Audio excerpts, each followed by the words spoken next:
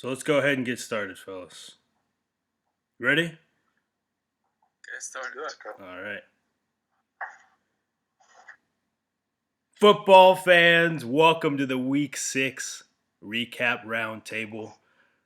We got Errodi, we got Hamoud for the first time, and we got Naif, business ready from Saudi Arabia. How y'all doing today? I'm doing great, man. I'm looking forward to this pod. I came prepared, and I'm ready to go. Absolutely. Good to have you guys. All right, we're going to jump right in. So the first game, the Atlanta Falcons beat the San Francisco 49ers 28-14, making me and Naif look stupid because we locked this team up. I'll get started here. Oh, let me bring in Hisham. Yo, what's up, man? Hey, what's going on, fellas? How you doing? Bless, man. We just got started with the Atlanta Falcons beating the San Francisco 49ers 28-14. I'll start by saying the Falcons defense played shockingly well. Jimmy G had a terrible game, inaccurate passes all day, left tons of meat on the bone. What did y'all think of this one? Man, where do we begin? Honestly, just watching, first of all, Mariota and that offense get rolling against a defense like that. From what I saw, they were rushing the ball really well, which was very shocking to start with. And then just moving. Kyle Pitts scored a touchdown. I think that alone is just a big deal right Hallelujah. It's the second time in his career or something. So, Finally. yeah. And then, again, locking them up on defense. Jimmy G really had nothing going for him all game. Jeff Wilson got 25 yards, I think, on the ground. Not much was going for them at all.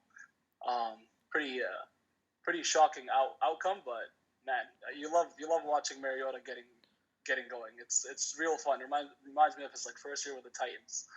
Good games. Should I go? I'm gonna go. Go ahead. Everyone just jump in. This was a shocker. None of this matters. Both of these teams are never gonna do anything their entire existence in the NFL. But I couldn't believe it. The Falcons had a guy named Olamide Zaku. I don't even know. I will never pronounce this guy's name. You better learn to pronounce his name because he's a baller. Zacchaeus. What is his name? Zacchaeus. Man, he sounds like zucchini. This guy is trash, man. But you know what? He played well. This team, I gotta give him credit. They are going to win maybe another 3 games this season. But hey, they got the W. So what are you gonna do? There we go. Welcome, Omar Yusuf. We're talking about the Falcons beating the Niners. Naif, Hisham, Omar, what do y'all have to say about this? Yeah, I didn't see this coming. Obviously, I had them. It was one of my locks of the week.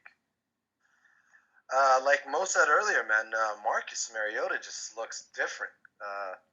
It looks like the Marcus Mariota reclamation project out there in Atlanta. Honestly, they ran the ball right down their throats. I don't think Bosa played, right? I think Bosa was out of this game. I think Bosa's out. Yeah, Bosa's out. Mosley's out. Yeah, they're missing some players on defense. Yeah. I think that's what it was for San Francisco. They usually don't give up this many points. I think this is the first time they give up over 20, right, this year. So, I didn't see this coming. I don't think anybody saw this coming. I know you guys didn't see this coming because we all made our picks and we all chose San Francisco. Yeah. But, yeah, man. Jimmy G didn't look bad. Jimmy G was all right. I think Jeff Wilson lost a fumble early on. Jimmy G always looks good, man. He's a good-looking guy, I have to say. Yeah. Omar, I think you're muted, by the way. Omar Yusuf. Hisham, did you see this game? What did you think? To be honest, I did see it as a potential trap game for the 49ers just because they were so banged up on defense.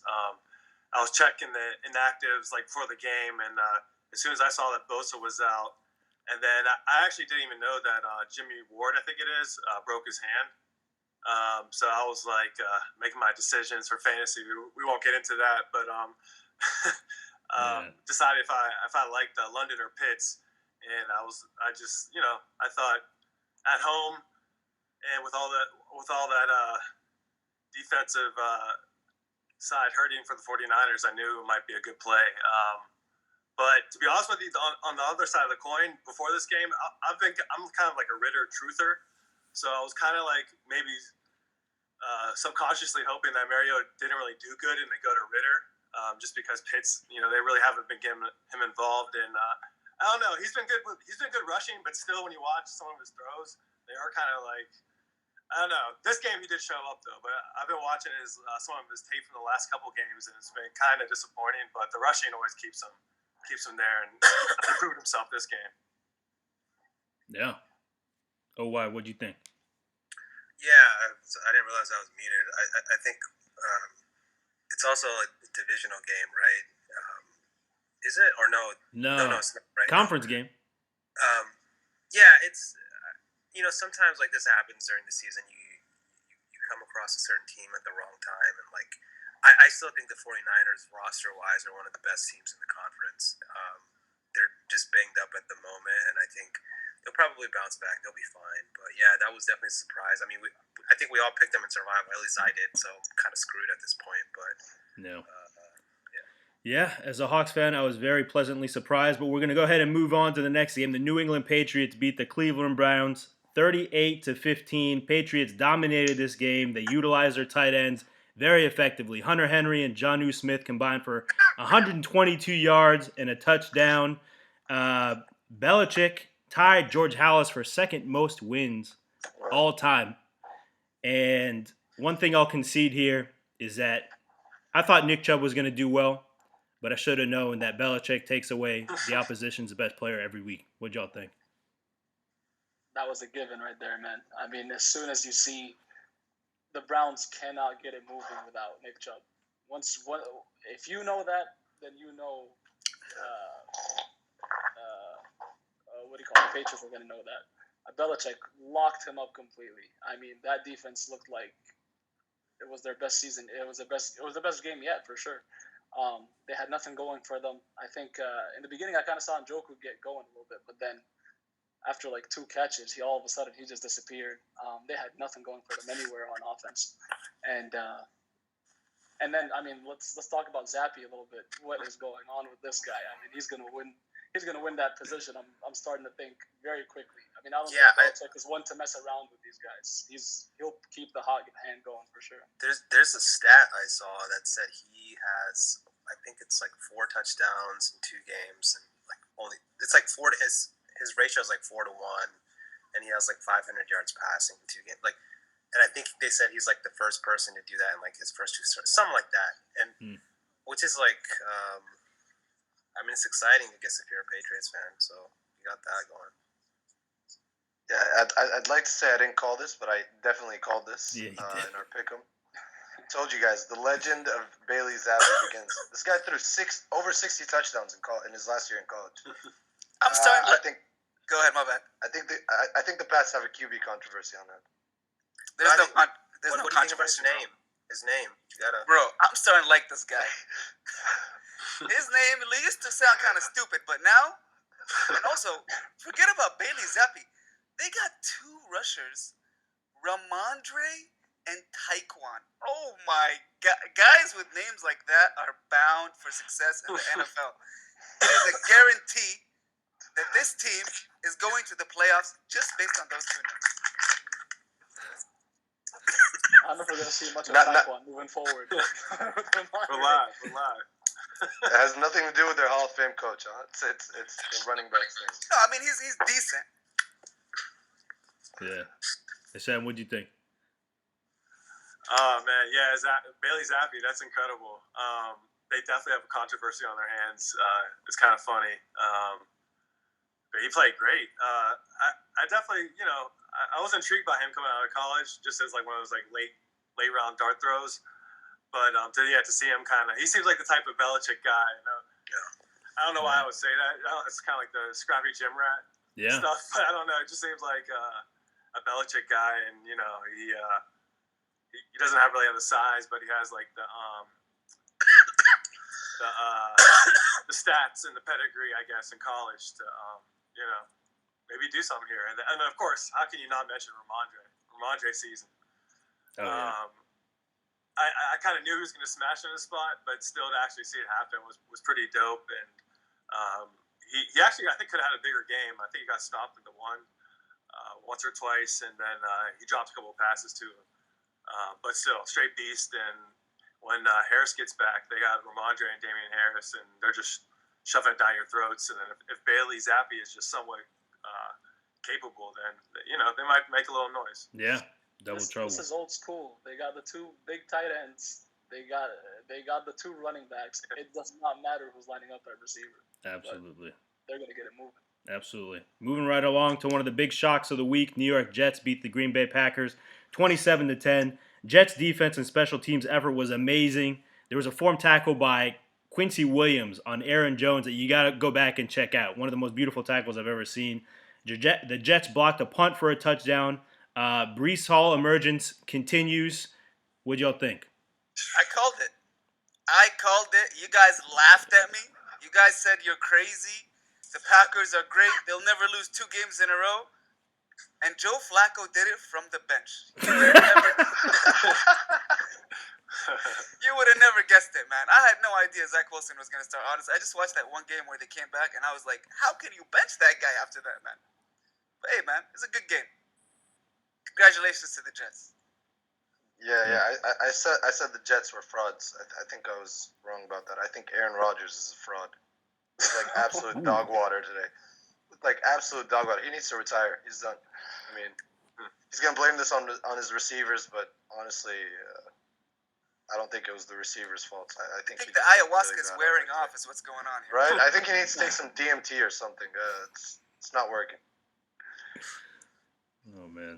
I mean, you got to give the offensive line a lot of her on this one. I mean, he had nothing going for him. Again, he every time he dropped back, he was getting hit. It seemed like he was scared for his life sometimes. He even once, I think, escaped the pocket, had plenty of time to throw, and I think he just felt like, you know what, someone's probably going to hit me any second. It was going to happen every play. Also his receivers are not getting open. With that said, he's not making any time in the pocket either. He's not finding any way to move around, get open. He's a little beat up at this point too. The defense held them up for a good while that first half. I mean, it was defense did all they could, but they never got it going. Absolutely. And the Packers went for it on 4th and 14 when they were down 14 points. There's still 11 minutes left in the fourth quarter, and I was thinking to myself, are you really that worried that the Jets? You can't stop the Jets and pin them like on the 5-yard line and stop their offense. Like this whole mindset of the Packers is very foreign to me. The last thing I'll say, AHMAD Gardner, the star rookie defensive back, they call him Sauce, and even actually on ESPN.com, his name is Sauce Gardner. I don't know why they're trying to cover up these Muslim names, but put it on there as Ahmed. He had 2 passes defense and 3 tackles, and he wore a cheese head off the field. And it was knocked off by Alan Lazard, like I guess, like when they were going to the locker room or whatever. But I think that there are serious issues brewing in Green Bay to lose 2 in a row to these bad New York teams. Or I don't know, maybe these are emerging New York teams. I guess we'll see. I think the Jets defense is emerging. I don't know about the Jets offense, and I think the Giants. I don't know if you already talked about it. I think the Giants are just getting lucky, but if we haven't gotten to it, we'll get to it. Yeah, 5-1, man. But all right, we'll go ahead and continue to move on. So the Indianapolis Colts beat the Jacksonville Jaguars 34-27. Deion Jackson totaled 121 yards from scrimmage and a touchdown, replacing Jonathan Taylor, which continues to prove how replaceable running backs are by younger running backs. I think Matt Ryan finally decided to give Pittman heavy targets, and it paid off big time. And Alex Pierce, weirdly emerging as a big receiver for Indianapolis, caught the game winner. What'd you guys see? Man, another game I called, huh? You're calling some good ones. Yeah, that one I actually thought what Hisham thought about the 49ers. I thought this defense is really beat up. I mean, coming into the season, they were hurt. They just kept getting hurt. They're not going to be healthy enough. Jacksonville's got some sneaky offense with ATN finally emerging. But, man, I mean, who would have seen Matt Ryan throwing 300 yards, 3 touchdowns? Big game. Goodness. Yeah, and surprisingly enough, to the receivers, you would think the tight ends are the ones who are gonna feed off of most of those yards. It wasn't. It was the receivers. Pittman and Alec Pierce had big games. Alec Pierce, sneaky pick by the Colts this year for sure. Very. Yeah. Yeah. Last thing I'll say here. So Trevor Lawrence, all of a sudden he's a runner. He looked like with that long flowing blonde mane of his, just like running down the field, scoring all those, touchdowns and big gains. It's not part of a game. It's not a part of his game I'd seen before, but it was a good game. It was a close game, but we'll go ahead and move on to the Minnesota Vikings beat the Miami Dolphins 24-16.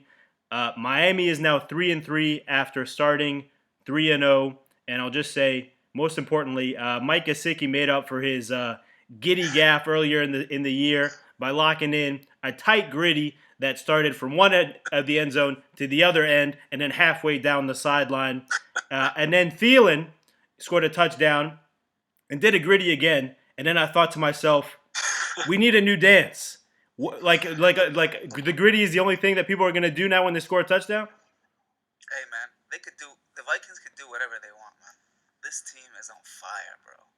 It's 1 p.m. Kirk Cousins is killing it. Dalvin Cook looks great. Justin Jefferson, incredible. I mean, guys, this was the lock for me, and they delivered. And I'm telling you, they will go 15-1 this year, guaranteed. This team cannot be stopped. Dalvin Cook didn't really look great today, but I mean, they were playing an injured Dolphins team. I think Dolphins full bill of health with Tua. I think they win that game. I really don't understand why they started the rookie when they had a healthy Bridgewater. I think Bridgewater is one of the highest paid backups for a reason. I think Miami had multiple opportunities to win this game, and they just didn't seize that opportunity. Vikings aren't going 15-1, and they're definitely not going to the Super Bowl with Kirk Cousins. Every podcast is recorded, just FYI. Just make every game at 1. That's right. Yeah, These 4 o'clock games are getting tough to watch every week by week. But with the Dolphins, I mean, I know Tua's hurt, but man, that defense. I don't know if they have a lot of injuries on defense, but they're just not looking as good as they were. And Dalvin Cook didn't have a big game, but he just had that one run all the way down the field. Justin Jefferson's still getting loose. I mean, every play. Once you see Thielen getting open in the end zone, that's just their recipe for success. Justin Jefferson get all the yards. Thielen and Dalvin Cook do your work in the end zone, in the red zone, and this one was too easy to pick, and you got to wonder. Like, is Tua all that's missing there? I don't know. But because TARIQ and Waddle are doing their work. I mean, they're getting all the yards they need. They don't have any run game. I mean, Tua's concussions, you got to think about it. They were back-to-back for a reason. They're getting hands on him. It's going to be tough without that O-line stepping up a little bit. Yeah, absolutely. Yeah, you're right. Jefferson ate all day against a really poor Miami pass defense, and he looks like doesn't even matter who he plays. He's just going to continue to do well. So we'll go ahead and move on to the Cincinnati Bengals beat the New Orleans Saints 30-26. Joe Burrow and Jamar Chase back in Louisiana where they thrived in college. Chase had a tremendous game, textbook, tremendous catches. He's been underutilized all season. What do y'all think of this game? Hisham, we'll start with you. This is kind of like what you expect from Chase. Like a couple games, like 3 for 60, but then he just busts out and breaks the game. Yeah, it was pretty dope to see Chase and Joe Burrow back, doing their thing. Higgins was pretty banged up coming into the game. I thought they would at least probably give him the week off, but he still decided to give it a go. And served as a decoy somewhat, but he did get more involved than I expected. And Mixon kind of been having a little slower season to start, but getting a lot of opportunities, and he finally took advantage of them today, which was good to see for the Cincinnati side. Yeah, New Orleans. I mean, what happened to Taysom? They should have just started Taysom. No, I'm just joking. You gotta give. I mean, I know the Bengals lit it up and found a way to get back into that game and win. But man, the Saints. I mean, they shouldn't have even been in this game to start with. How did they make it a game? It makes no sense to me. They had zero receivers. I mean, they got Traquan still and Callaway maybe, but their top 3 receivers are out.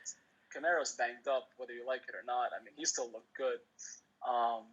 Again, when they need it, they find a way to stay in these games, and it's absolutely mind-blowing that they're even in contention. Every year I think, man, this is it. They don't have Drew Brees. This is it. They're going to get washed. But no, they find a way to really stay in contention all season long, and I'll tell you how they find a way. They find a way with a guy named RASHID SHAHEED. Did you guys see that run? This guy has maybe the best name I've ever heard. RASHID SHAHEED. That's a name you want to say every single time, every single day. He will give you some rushd, and then he will do shahada on you. This guy cannot be stopped. Oh my God. No, you're absolutely right, man. Honestly, the most surprising thing about this game was I turned it on and how well the Saints were doing. I guess they play different at home. I guess they're just a better team at home. And I will say, Cincinnati almost blew this game towards the end on that 4th down play where they almost got the ball to Traquan Smith, and Eli Apple pretty much just kind of fell, and then Traquan Smith just kind of tripped over him. But there was room in that zone, by the way, for them to get it and score a touchdown at the very end. But anyway, moving on. New York Giants beat the fraud Baltimore Ravens 24-20. Lamar throwing the ball inaccurately in the 4th quarter. Lamar Jackson throwing a pick with the game on the line. What else is new? He'll run and he'll pass dump offs, and he'll throw to tight ends and running backs and Duvernay kind of in the flat. But I've come to the conclusion Lamar should probably give a third of his salary to Mark Andrews because he's been making his career. Guys, actually, Andrews dropped a bunch of passes, man, in the end zone. I don't know if you saw that earlier on. Sorry, OY.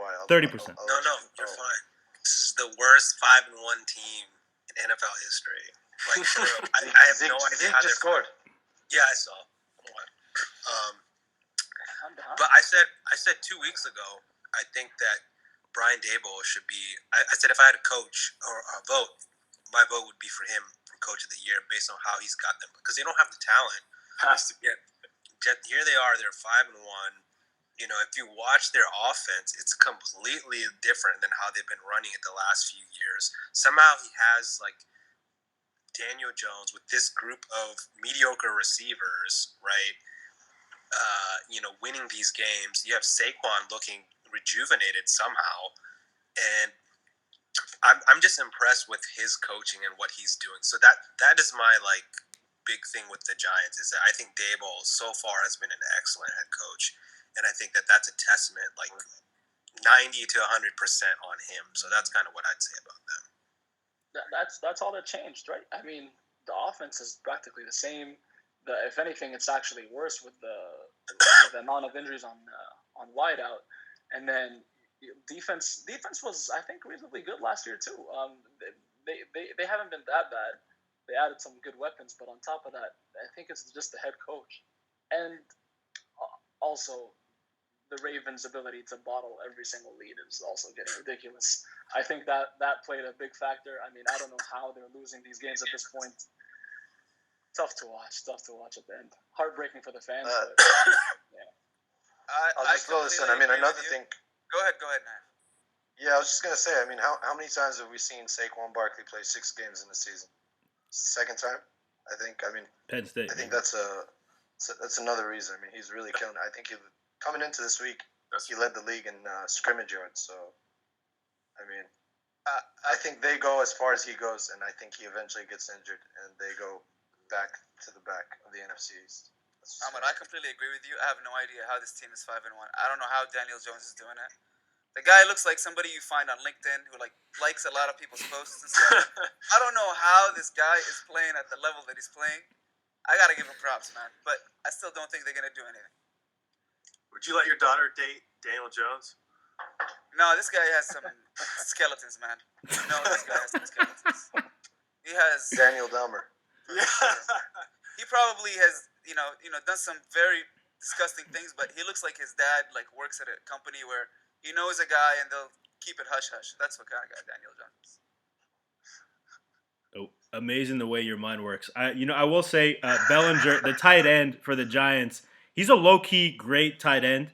I kind of considered him putting in like one of my optimal lineups this week, but he has kind of like a lack of pedigree. Like nobody really knows about him, so I kind of faded him a little bit. But I think he's really emerging, and he's going to continue to emerge, especially if these Giants receivers stay injured. So Bellinger. Yeah, amazing. Yeah.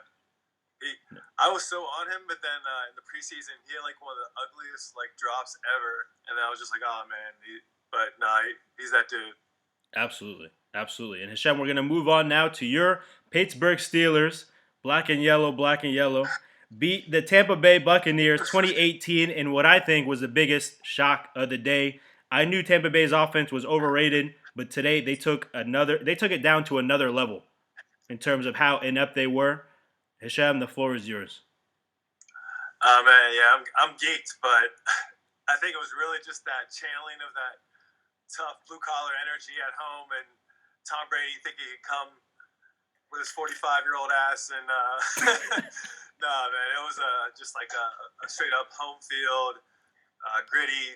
Mike Tomlin get the guys ready to go type of victory, and really took everybody chipping in. Good to see Claypool come back to life. That was kind of scary with having to pick it, so it'll be interesting to see what happens. I think it was playing well before that hit, but we'll see. It looks like I would have guessed probably at least a couple games out. Trubisky season again, but that's not too good. So future's a little bleak, but it was a great win. So you just got to take it. Yep. I mean, you go back to Steelers. That defense is. I think that's what happened last week, right? We're like, how could this defense get scored on so many points, even though it was the Bills? That defense never looks that bad under Mike Tomlin and his tenure. But man, I think after what happened last week, this was almost a given that the Bucs are going to come in and just find their way, no matter how they wanted it against the Steelers. Man, what a shocker! Najee scoring, what a shocker! I mean, yeah, I know. Everything that was happening was just a shock in that game, and Brady. I mean, I guess it wasn't too shocking that Brady wasn't moving the ball too well, but man, that defense, when they get going, they just don't stop. I mean, guys, not only does Mike Tomlin look like Morpheus from The Matrix, but he coached like him too. Okay. Now, I couldn't believe how well this guy played. I know for a fact he has sleep apnea for sure, but that had no impact on his performance. I just have to say. They were incredible, man. They held the Bucs to one touchdown on the day, and they deserve this win, man. I think there's something. I think they got something going on for the year. Absolutely. No, you're right. The story of this game for me was Claypool coming alive. I don't know if somebody on the Bucs stole money from him. I don't know if somebody called him a bum. I don't know what happened, but he came alive today finally, and he won this game for him. So, moving right along to the late window, the Los Angeles Rams beat the Carolina Panthers 24-10 in a snooze fest.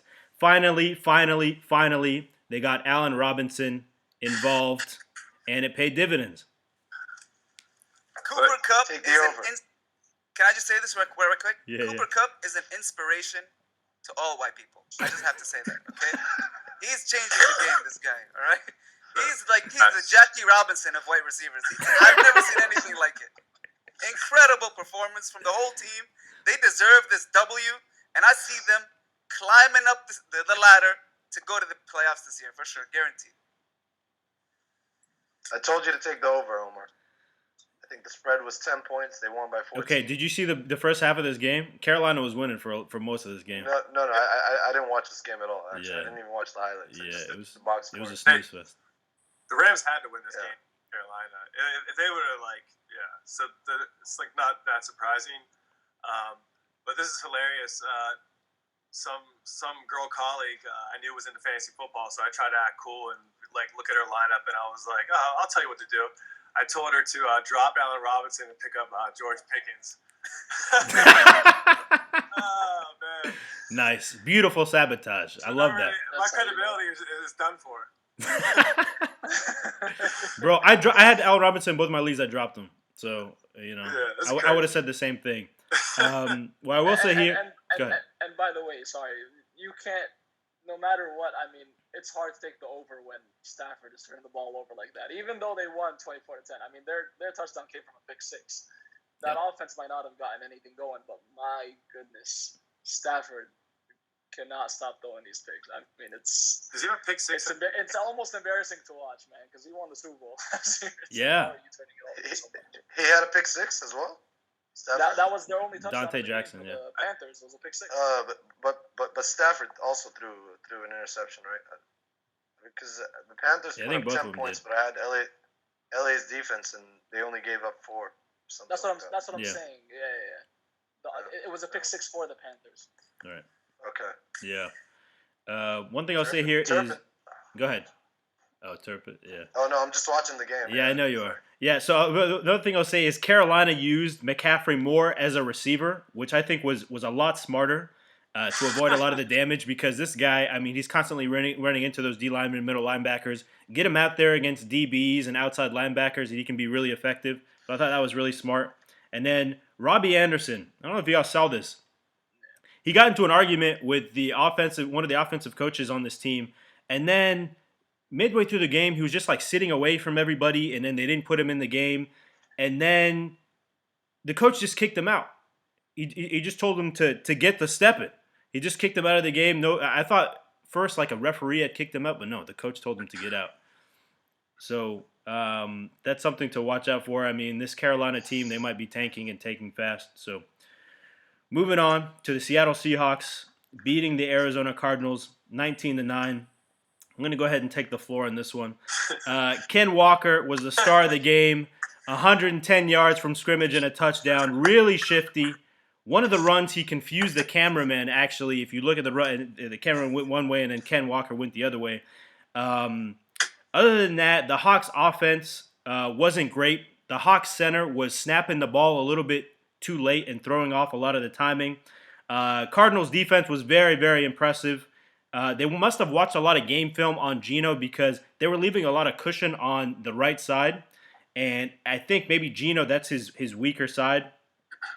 They got a ton of sacks. DK didn't get a catch until the fourth quarter. So I got to give big credit to the defensive backs, Byron Murphy, Budda Baker. And as for the Hawks defense, Arizona hadn't scored a point in the first quarter the entire year. And they put up 3 points in the first quarter. And when I saw that, I was like, all right, this is a get-right game for them. The Hawks defense gives everyone get-right games. But, the Cardinals tried 5 fourth downs. They only got 1 for 5 on fourth down. Kobe Bryant. Did you guys know the Seahawks have a player named Kobe Bryant?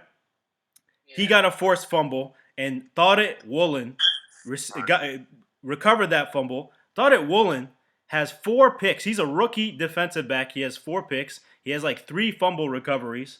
He's like one of the stars. He might be defensive rookie of the year.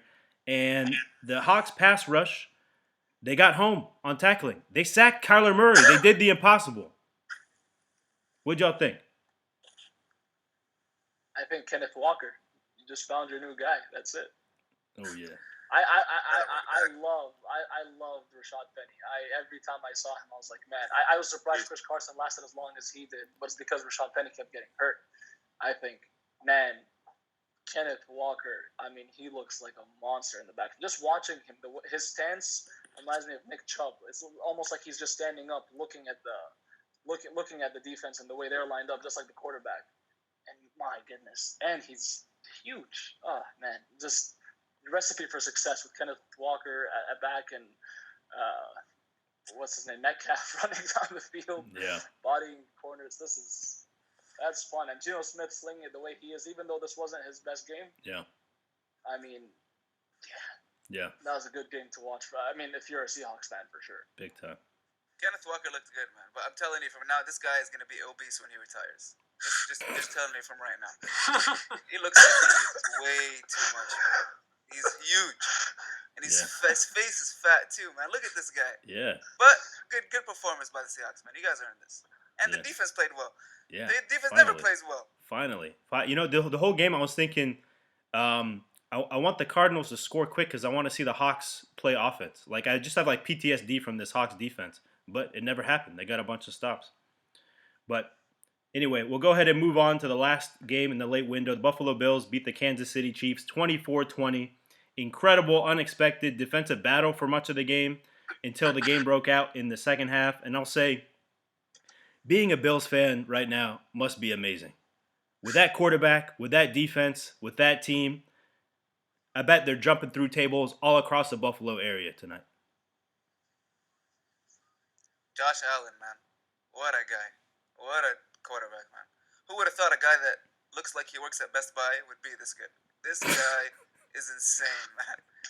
He's so good, man. I swear to God, it's unbelievable. Yeah. But it's the Bills, man. What do you think is gonna happen? I think they're going to the genetics Super to Bowl. win. No. Yeah, I think like like I've been saying, I think with Josh Allen, I don't think he has like the highest IQ, but his physical gifts are so he has so many physical gifts that it makes up for it. So he'll make these throws where you're just like, oh my God, I can't believe he threw that, but then he'll make the play, right? Like it'll be an almost pick or it'll be something like that. And I think what I was noticing in this game is that he and Mahomes, to me, have very similar skill sets. I still think Mahomes is the better quarterback, but I think, they have a very similar skill set. I think what I'm starting to think, though, is that I think Buffalo is the more complete overall team. I think their defense is better. I think they probably have better receivers. And I think now, Allen is kind of, I don't think he's as good as Mahomes, but I think he's closing the gap, right? And so now you have this complete team coming into Kansas City. And I think Mahomes just threw, a couple bad picks today. It happens. So I expect there to be a rematch in January or February or whatever. So I'm looking forward to that already. Man, yeah, I don't know where to start with these guys. They're just. First of all, going in, I thought the Chiefs were gonna find a way to win, whether it was last minute or early on, just kind of set the tone to the Bills. You guys think you got it going. It's not gonna go the way you think it will, but that was not the case. I mean, the Bills were the ones who had the last laugh with the pick at the end. Jordan Poyer, I don't know if you guys saw this, but did you hear what Jordan Poyer did to make it to the game? Apparently, I didn't know this until like a couple minutes ago. He wasn't cleared to travel for the game because of his ribs, I think, and he decided to drive 15 hours there, and then he has to drive back to make it to the game. That's the only way he could go to the game is drive because he couldn't fly. Wow. So that alone, I mean, the grit on this team, and man, it's tough. It's tough to root against them, and they're so fun to watch on offense and defense. That's very rare. And their kicker is a stud. They don't have much to sleep on. So they're too complete. They are too complete to go against at this point. Josh Allen for MVP, probably. Agreed. Absolutely. And one thing I kind of noticed in this game, so there was a Josh Allen kind of pitch to Isaiah McKenzie that it looked like he never saw. I don't know if you guys remember this. And at first it was like, I guess it was a fumble because it was a backward pass or whatever. And what I thought to myself is I looked at his helmet and I thought, these helmets need to be redesigned. Because if this was flag football, his peripheral vision would have allowed him to see that ball that was coming. So there needs to be something kind of transparent that they're able to see, kind of on the side of their helmets, or they need to redesign these helmets. That was just one of my takeaways. And then my main takeaway for the Chiefs was that they got to get Pacheco more involved. Like every time he touches the ball, he seems to be doing really, really well. He got 2 catches and 2 rushes. And I don't know why they're not using him more. They should really use him more. I'm a big fan of rookie running backs. So, anyway, that was the last game of the last window. We'll talk briefly now about the Eagles and Cowboys. The game is ongoing now. We filmed this at halftime of the Sunday Night Football. The beginning, it looked like the Eagles were dominating. I think it looks like the Cowboys are starting to come back. We have 2 Cowboys fans in here. What say you? So, just real quick, let me just take this kind of opportunity.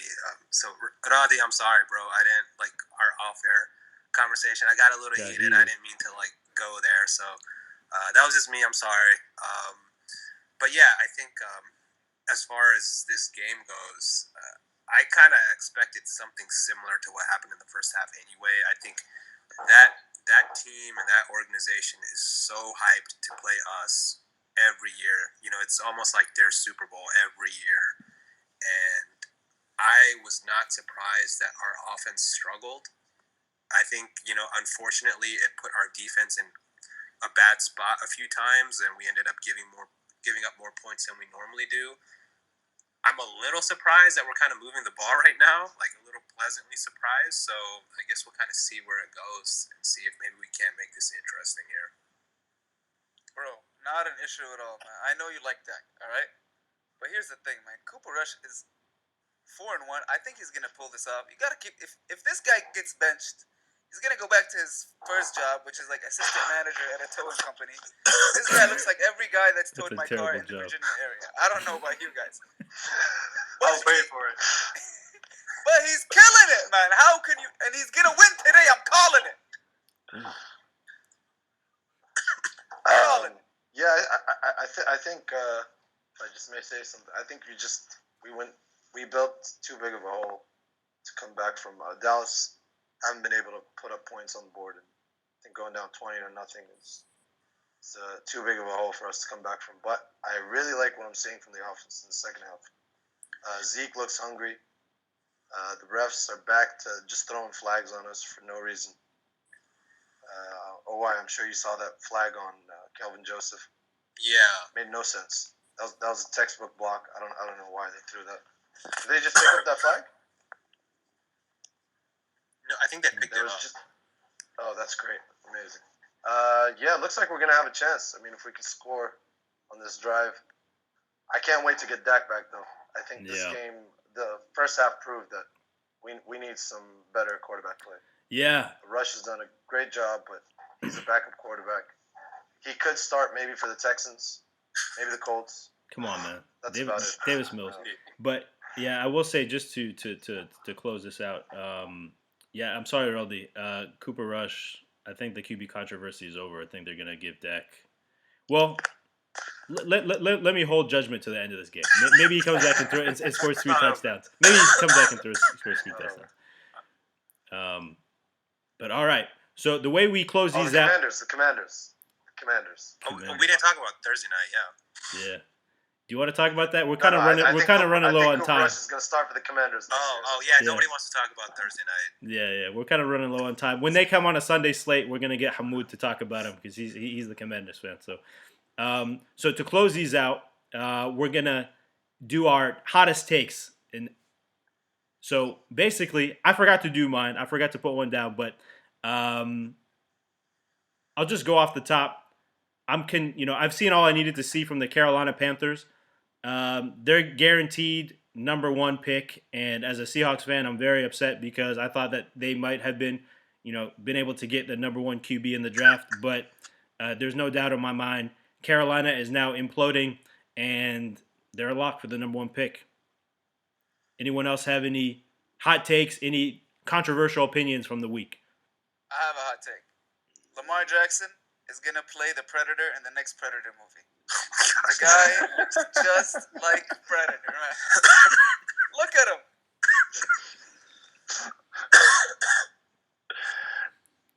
I don't want to follow up to that one. I don't know if I could beat it, but mine is, I'm already gonna like this one. I think Kenneth Walker, from this point to the end of the season, he's gonna be RB1 in the league.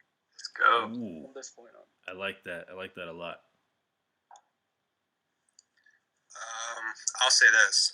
I think I'm going to call it now. I think Minnesota's going to win that division.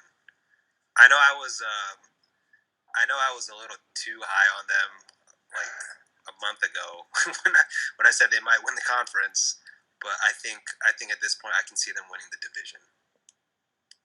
You guys are sleeping on Kevin O'Connell, man. Just go watch some videos of his coaching.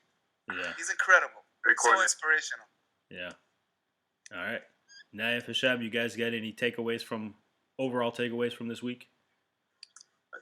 The easy one is I think Cliff Kingsbury's seat his ass is on fire. Oh, yeah. I think it's just everyone's kind of sort of exposed his offense at this point, being very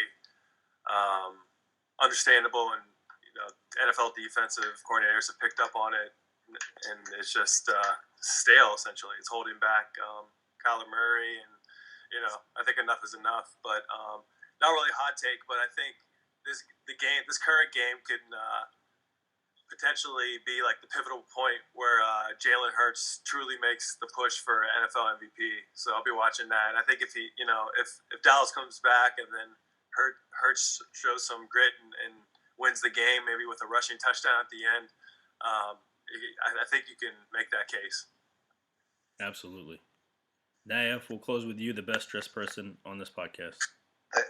Thanks. I'm getting ready for work. So I'm just going to say Bailey Zappi is the next Tom Brady. Throwing that out there. Okay.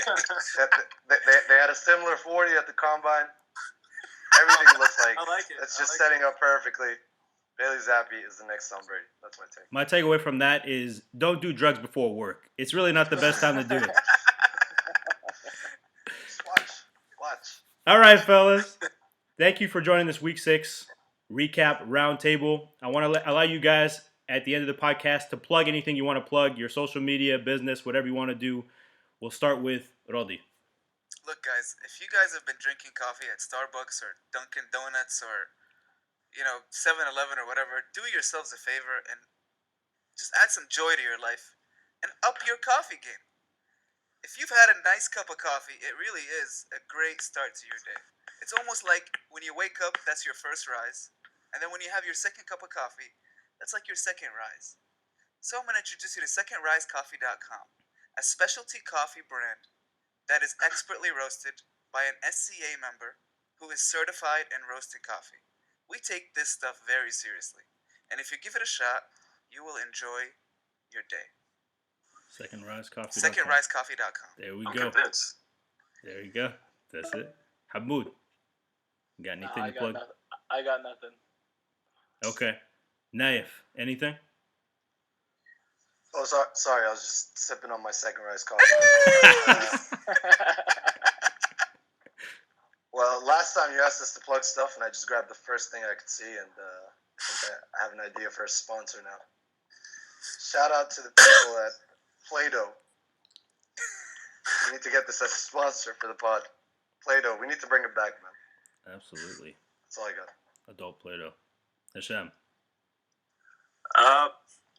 Follow me on IG at Fantasy Alphas for Fantasy Alpha. We put out fantasy advice. We've been kind of, holding back some. We're going to come back strong, but for IG, just follow me there. And I will say today was a monumental day because I beat Graham Barfield in a fantasy matchup today. I don't know if anyone knows who that is, but I was like, wow, that's pretty cool. Nice. Josh Allen will do that, yeah. Hell yeah. All right. Fantasy Alphas. OY. Raleigh, does he pass the name test? What's his name? Graham Barfield? Where's he working?